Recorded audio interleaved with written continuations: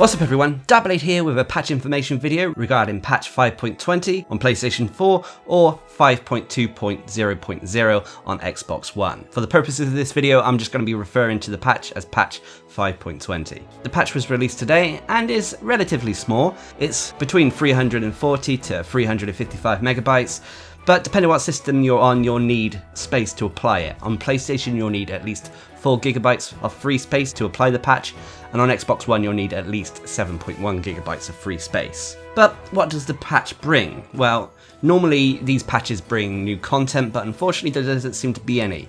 I suspect that it's paving the way for an anniversary event, either for New Year's or for the 1-year anniversary of Monster Hunter World, which is in January. Images of a new leaked outfit that requires appreciation tickets shows that we may be getting some sort of event quest to celebrate the game's anniversary. But this is probably behind the scenes and this is not official with this patch. However, there have been a lot of player-related bug fixes with this patch. So there have been changes to the weapons to start off with. Now there are 5 weapons that have been affected by this patch. First, the sword and shield.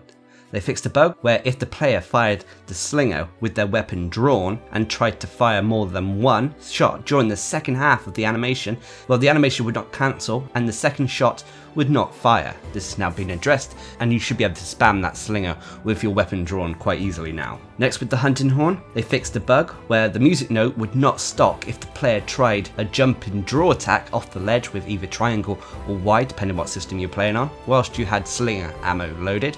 This has been addressed and the note should probably stop now. And they also fixed a UI bug with the hunting horn, where if a player performed an attack in a specific order with the Empress Royal Blaze hunting horn, the All Melody Effects extended message would appear even if the effects weren't extended. For hunting horn players, this could be quite annoying and lead to misinformation about what songs have been extended, so this is a good fix in my opinion. Next, with the Charge Blade, they fixed a bug where the visual and sound effects of the Charge Blade's charge double slash, so that's holding circle B, didn't match up depending on the combo route. It is now being fixed so that the visuals and sound effects match up regardless of how you go into the move. So nothing too special about this one, it's just a visual and sound effects fix. Next is the light and heavy bowgun. They fixed a bug for both bowgun types where the draw attack skill would not activate if you performed a jump in reload draw attack when your ammo was not full.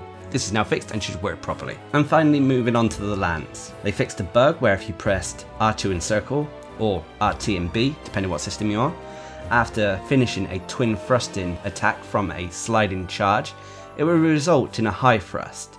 This has now been fixed so that it matches the attack flow of a regular charge into a finishing twin thrust, so that the counter thrust now comes out instead. They also fixed a bug where after performing a mid thrust upon landing from an advancing jumping thrust, the button guide would display a mid thrust 1 instead of the properly named mid thrust 2. And then finally they fixed a bug where the game would perform a guard dash forward regardless of the direction the left stick is being pressed if R2 and triangle or RT and Y were pressed at the same time.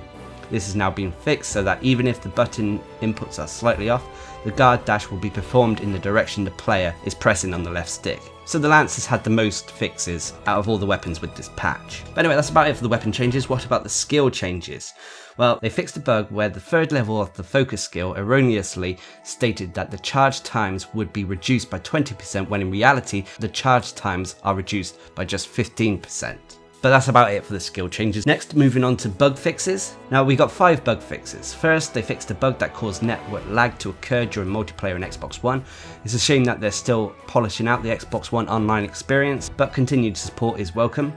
Next, they addressed a bug that existed in the Behemoth related quests, where due to differences in terrain height, hiding behind a comet when Behemoth summons the ecliptic meteor would not work. They've introduced a countermeasure that has been applied so that hiding behind a meteor will result in the player being recognised as close to the same height. However, Capcom have put a disclaimer saying that this may not work 100% of the time. Next, they fixed a bug where during the Zora Magdaros quest, where Zora goes from a standing position on its hind legs to the position where it's on all fours, any attack such as falling boulders that cause Zora to flinch would revert him back into his hind leg position for a moment. They also addressed a bug where players would immediately be spotted by a monster during special arena quests if a player left at the same time while network or console differences existed between the two players. And they also fixed a bug where if the ghillie mantle was selected in the item window when running out of any other item,